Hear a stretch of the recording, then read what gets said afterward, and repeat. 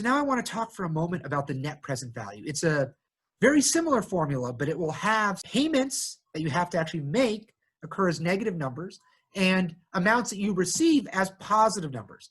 If you use a certain interest rate, then the net present value is basically the difference on what you would get investing in this hypothetical investment versus what you might get in, let's say, like an index fund or whatever your alternative is.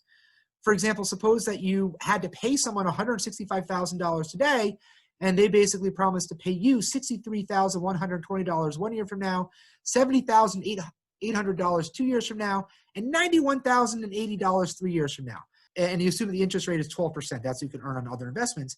You could plug that in with the payments you need to make occurring as negative numbers and the payments that you receive occurring as positive numbers, everything appropriately discounted, and you would get a net present value of $12,627. Now, what this tells you is that if your alternative investments would occur at a rate of 12%, then you would earn $12,000 more under this hypothetical investment than you would under the alternative investment.